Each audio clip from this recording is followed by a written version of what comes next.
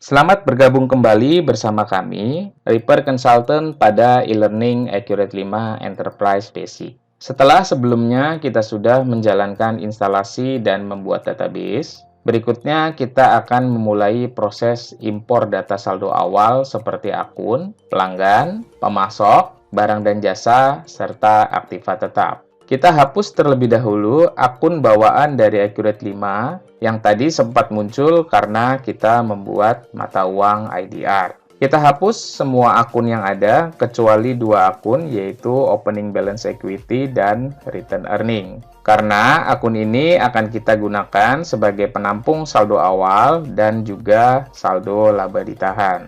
Kita hapus satu persatu dengan cara klik kanan Delete.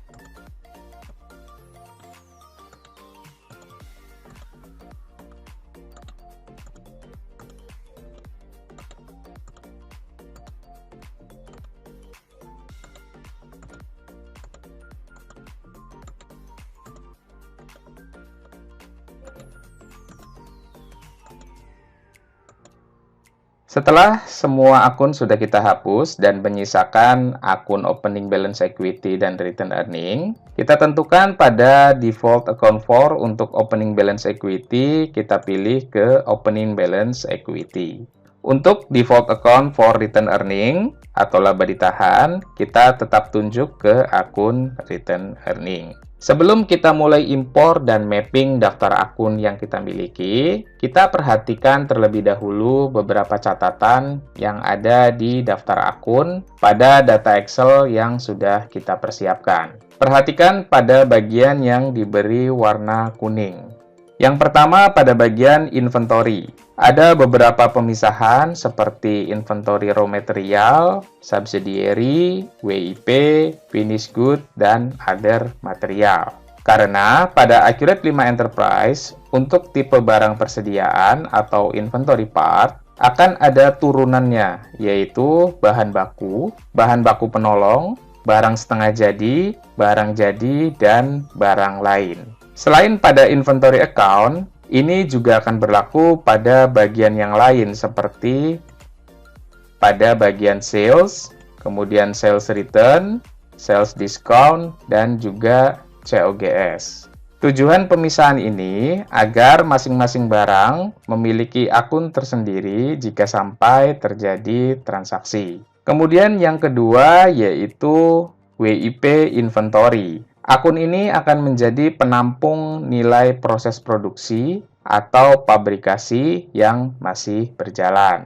Kemudian yang ketiga adalah akun variance. Akun ini akan menjadi penampung nilai selisih antara standard cost dan actual cost yang terjadi di Accurate. Perlu diketahui bahwa pada Accurate 5 Enterprise, nilai untuk barang jadi atau hasil produksi akan menggunakan standard cost. Standard cost adalah harga yang perusahaan tentukan untuk suatu raw material, subsidiary, dan WIP material. Standard cost ini ditetapkan sesuai kebijakan perusahaan berdasarkan histori produksi-produksi sebelumnya. Yang kedua adalah actual cost. Actual cost adalah harga yang terbentuk dari proses serial pembelian atau saldo awal barang raw material, subsidiary, ataupun WIP material. Sekarang kita lanjutkan proses impor daftar akunnya. Caranya, klik here to import from file, kemudian klik icon folder,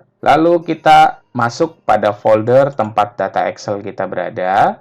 File of types kita ganti ke Excel, lalu kita ambil file chart of account. Klik open, kemudian extract data. Pada bagian available source, kita hapus baris pertama dengan cara klik kanan delete. Karena baris pertama tadi merupakan judul kolom dalam Excel, dan itu tidak akan kita impor.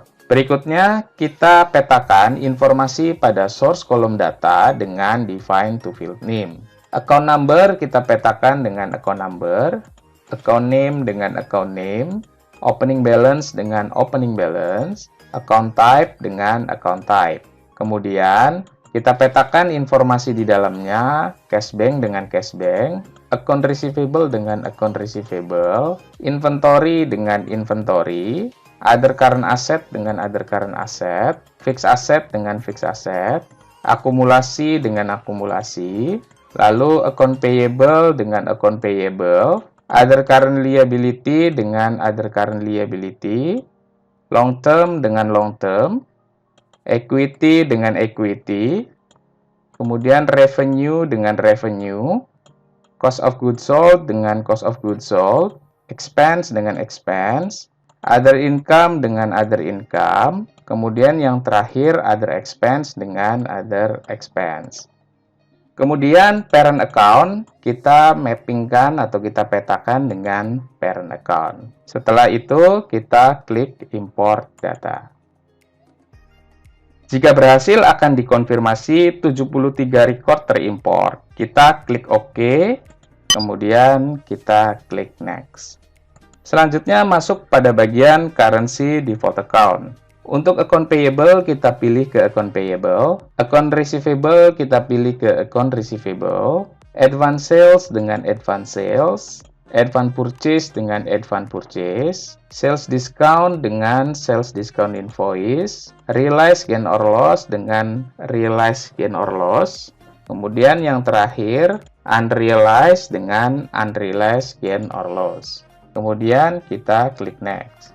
Pada bagian other list, kita diminta untuk membuat satu termin yaitu COD. Caranya pada bagian discount kita isi 0, kemudian discount days 0, net due in 0, kemudian kita enter sampai ke baris kedua. Maka pada bagian name akan muncul informasi COD.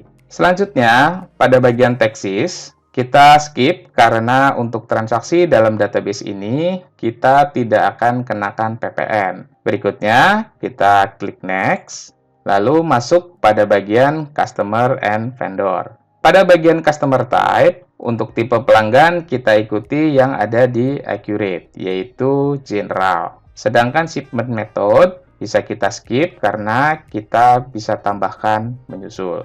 Kemudian klik next, masuk pada bagian customer atau pelanggan. Kita klik tombol click here to import from file, kemudian klik icon folder, tentukan lokasi data Excel pelanggan kita, kemudian file of types kita ganti ke XLS, lalu kita ambil tabel 2 yaitu pelanggan atau customer. Kemudian klik extract data.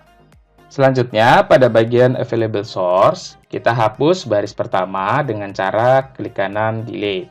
Karena baris pertama ini merupakan judul kolom dalam Excel, dan itu tidak akan kita import. Setelah itu, kita petakan informasi source kolom data dengan define to field name.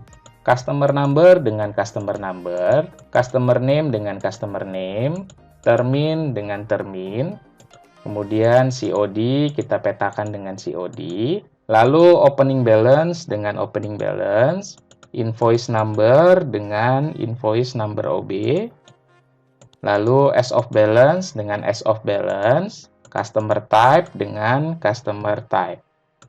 Pada bagian general, kita petakan dengan general.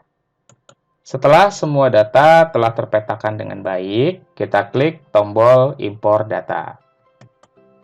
Jika berhasil, akan dikonfirmasi 4 data terimport. Kita klik OK, kemudian kita klik Next. Masuk pada bagian vendor atau pemasok. Untuk mengimpor data pemasok, kita klik here to import from file, lalu klik icon folder, lalu tentukan file of type-nya adalah Excel, kemudian ambil tabel 3 vendor. Klik extract data.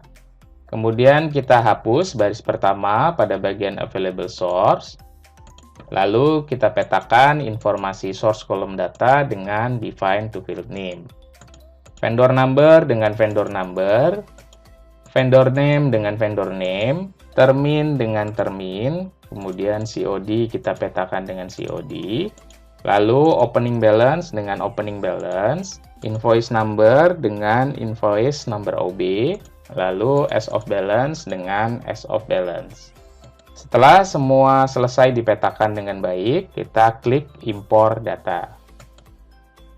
Jika berhasil, akan diinformasikan 3 record terimport. Kita klik OK. Berikutnya kita klik Next, masuk pada bagian Project dan Departemen. Pada bagian Project dan Departemen, kita skip karena pada e-learning ini kita tidak membahas perihal Project dan Departemen, melainkan membahas perihal proses manufaktur atau pabrikasi. Kita klik Next, kemudian masuk pada bagian Inventory atau persediaan. Demikian panduan proses impor saldo awal pada e-learning Accurate 5 Enterprise pada bagian daftar akun, pelanggan, dan pemasok. Pada video berikutnya, kita akan lanjutkan proses impor daftar barang atau inventory dan aktiva tetap atau fixed asset.